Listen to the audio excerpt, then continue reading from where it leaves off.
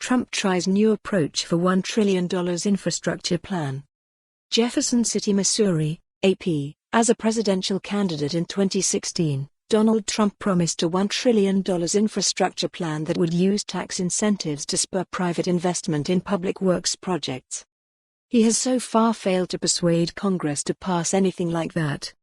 In another election year, Trump has outlined a new $1 trillion plan for spending on roads, rails, water systems and other infrastructure.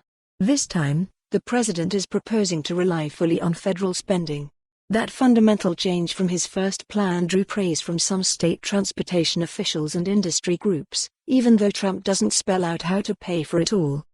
Since outlining his budget proposal last week, Trump has done little to promote his new infrastructure plan. A politically divided Congress has no obligation to consider it. In fact, Trump's prior infrastructure proposals all stalled, even when Republicans controlled both the House and Senate.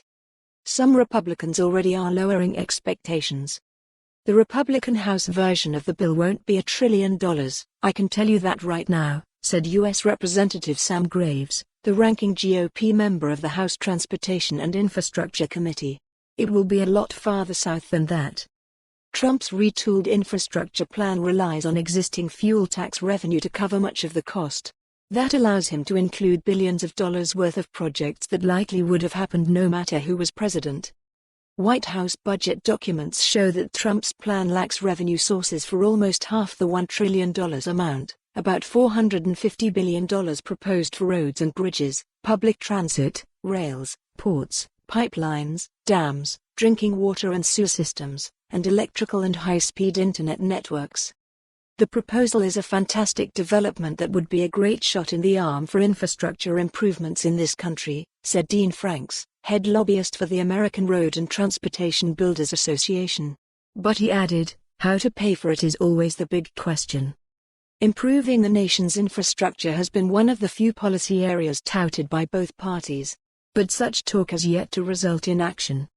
Last year, for example, Trump and Democratic congressional leaders temporarily agreed to work toward a $2 trillion infrastructure plan that House Speaker Nancy Pelosi said would be big and bold. But that disintegrated as House Republicans raised concerns about cost. Trump declared a new North American trade deal a higher priority and Democrats pursued impeachment. For Trump, a $1 trillion target has remained a focal point of his infrastructure plan, even as the way to pay for it has evolved. The goal traces back to one-upmanship of former Democratic presidential candidate Hillary Clinton, who for more on this story, visit the news article link.